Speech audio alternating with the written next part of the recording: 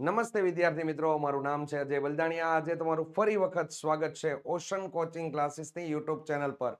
વિદ્યાર્થી મિત્રો, ધોરણ 10 ની અંદર ગણિત વિષયમાં પ્રકરણ નંબર 3 એટલે કે દ્વિચલ સુરેખ સમીકરણ યુગ્મ.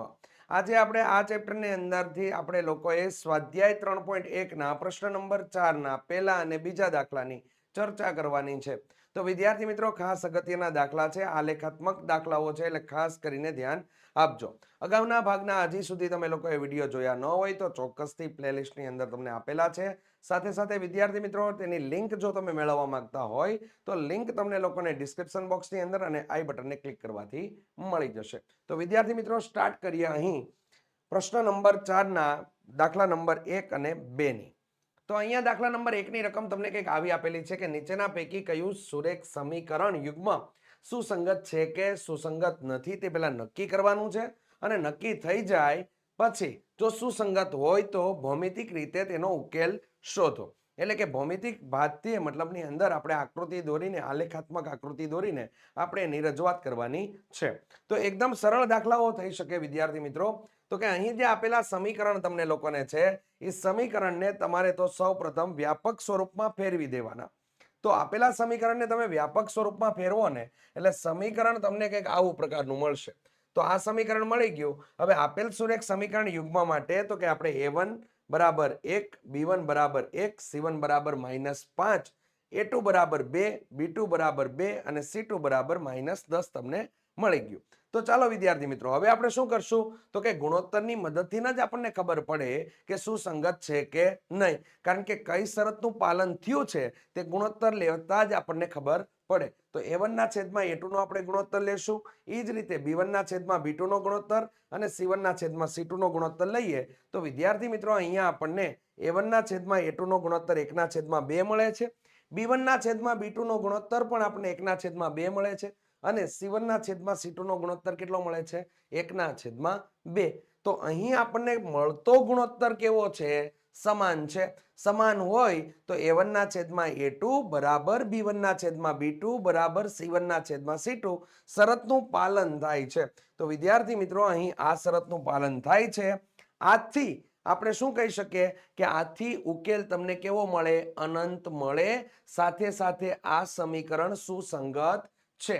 તો વિદ્યાર્થી મિત્રો, એને જોઈએ કે આથી આપેલ સુરેખ સમીકરણ યુગ્મ કેવા છે તો કે સુસંગત છે અને અવલંબી છે.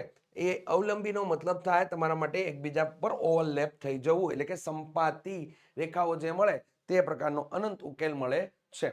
ચાલો વિદ્યાર્થી મિત્રો, તો કે હવે આપણે બંને સમીકરણોના આલેખ દોરીએ. તો આલેખ દોરવા માટે આપણે સમીકરણ નંબર 1 માંથી y ને આપણે કરતા બનાવવો પડશે. તો કરતા બનાવીએ તો વિદ્યાર્થી મિત્રો, પહેલું સમીકરણ આપેલું છે x + y = 5. પરથી આપણે y ને કરતા બનાવીશું, જેથી આપણને લોકોને અહીંયા શું મળી જશે તો કે y ને કરતા બનાવીશું એટલે આપણે થઈ જશે 5 - x મળશે. ચાલો હવે આપણે x ની જુદી જુદી કિંમતો માટે y ની જુદી જુદી કિંમત મેળવી લઈએ. તો એના માટે આપણે કોષ્ટક તૈયાર કરીએ. તો કે કોષ્ટક અહીંયા x બરાબર મેં 0 લીધું તો મને y બરાબર કેટલા મળી ગયા? 5. તો આ સમીકરણની અંદર આપણે કિંમત મૂકી દીધી y = 5 - 0. તો અહીં મને કેટલા મળી ગયા? 5. હવે મેં x બરાબર 5 લીધા તો અહીંયા y બરાબર 5 - 5 તો મને કેટલા મળી ગયા? 0. રેડી? x બરાબર મેં 5 લીધા તો y બરાબર મને કેટલા મળ્યા? 0. તો અહીં યામ કેવા બની ગયા તો કે અહીં યામ બન્યા 0 અલ્પવિરામ 5 અને 5 અલ્પવિરામ 0. આ તમને યામ મળી ગયા. ચાલો એ જ પ્રકારે સમીકરણ 2 તમને આપેલું છે. સમીકરણ 2 2x + 2y બરાબર 10 પરથી આપણે લોકો y ને કરતા બનાવીએ તો કે 10 - 2x છેદમાં 2 તમને સમીકરણ મળે. અને જે વિદ્યાર્થીઓ સૌપ્રથમ આપેલા સમીકરણમાંથી કોમન કાઢલી તો કે 2 સામાન્ય કાઢી લીધા, રેડી, તો તમારું સમીકરણ અહીંયા આ ઉપરના સમીકરણ જેવું જ બની જશે. હવે વિદ્યાર્થી મિત્રો, આના માટે આપણે x ના આ કિંમત જે તમને મળેલું છે, y ની કિંમત જે તમને મેળવી આપણે એની અંદર x ની જુદી જુદી કિંમતો મૂકશું અને એના પરથી આપણે લોકોએ y ની કિંમત મેળવશું. તો x બરાબર આપણે 1 મૂકીએ તો આપણને કેટલા મળે છે?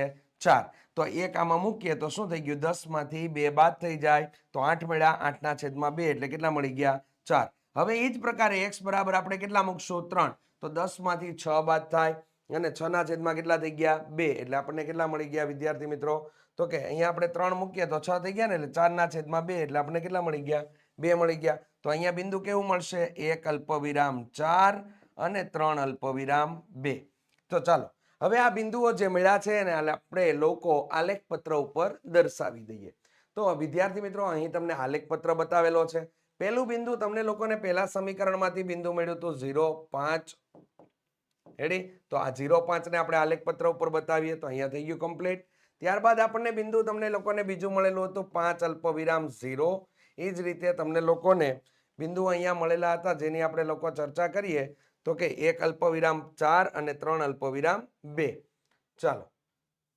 તો 1 અલ્પવિરામ 4 અને 3 અલ્પવિરામ 2 તો હવે આપણે બિંદુ બીજું દર્શાવી દઈએ તો બીજું બિંદુ આપણા માટે દર્શાવી દીધું 1 અલ્પવિરામ 4 ત્રીજું બિંદુ દર્શાવીએ વિદ્યાર્થી મિત્રો તો ત્રીજું બિંદુ આપણને મળી જશે અહીંયા 3 અલ્પવિરામ 2 અને ચોથું બિંદુ આપણે લોકો દર્શાવી દઈએ તો કે 5 અલ્પવિરામ 0 તો હવે આનામાંથી પસાર થતી આપણે લાઈન દોરી દઈએ તો આ બિંદુ જે પસાર થયા એની લાઈન આપણે દોરીએ તો આ રીતે આપણે લાઈન મળે છે જે લાઈન કેવી છે તો કે અહીં તમને બે સમીકરણ મળ્યા એક અને આ બીજું સમીકરણ તો બંને સમીકરણ છે એ કેવા મળ્યા હતા તમને લોકોને તો કે સુસંગત તો હતા જ સાથે સાથે સંપાતી રેખા તમને મળે છે તો આલેખનું સ્વરૂપ તમને કેવું મળે છે સંપાતી રેખા મળે છે તો જો અહીંયા અહીં બંને સમીકરણોની રેખાઓ સંપાતી છે આથી સામાન્ય રેખા પરનું કોઈ પણ બિંદુ સમીકરણ યુગ્મનો ઉકેલ આપે છે આમ y = 5 - x તથા x એ કોઈ પણ વાસ્તવિક સંખ્યા એ આપેલ સમીકરણનો ઉકેલ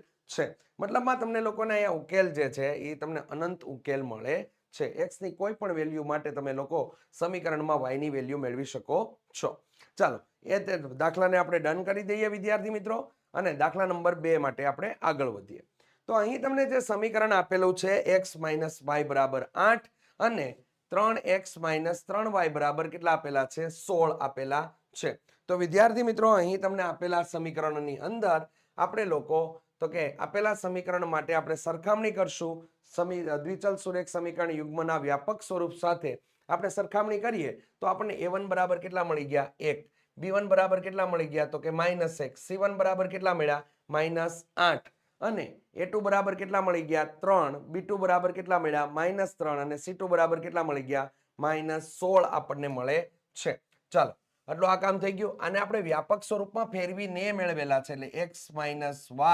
-8 બરાબર 0 અને એ જ રીતે 3x - 3y -16 બરાબર 0 તો આપણે સરખામણી કરીએ તો આપણને મળી ગયા સમીકરણ હવે શું કરીએ તો કે આપણે ગુણોત્તર મેળવી લઈએ તો કે a1 ના છેદમાં a2 નો ગુણોત્તર કરશું એટલે 1 ના છેદમાં 3 મળશે b1 ના છેદમાં b2 નો ગુણોત્તર તો એ આપણને 1 ના છેદમાં 3 મળે અને c1 ના છેદમાં c2 નો ગુણોત્તર મેળવીશું તો આપણને -8 ના છેદમાં -16 મળ્યા તો ભાગ ઉડાડતા આપણને કેટલા મળે છે 1 ના છેદમાં 2 તો વિદ્યાર્થી મિત્રો અહીં તમને લોકોને a1 ના છેદમાં a2 નો ગુણોત્તર અને b1 ના છેદમાં b2 નો ગુણોત્તર કેવો છે તો કે સમાન છે જ્યારે c1 ના છેદમાં c2 નો ગુણોત્તર સમાન નથી એટલે અહીંયા તમને લોકોને a1 ના છેદમાં a2 બરાબર b1 ના છેદમાં b2 does not equal to c1 ના છેદમાં c2 શરતનું પાલન થાય છે આથી આપેલ સમીકરણ છે એ સુસંગત નથી અને સુસંગત નથી એટલે આલેખાત્મક રજૂઆત આમાં કરવાની હોતી નથી રેડી તો વિદ્યાર્થી મિત્રો આશા રાખીએ છીએ કે તમને લોકોને ખ્યાલ આવી ગયો હશે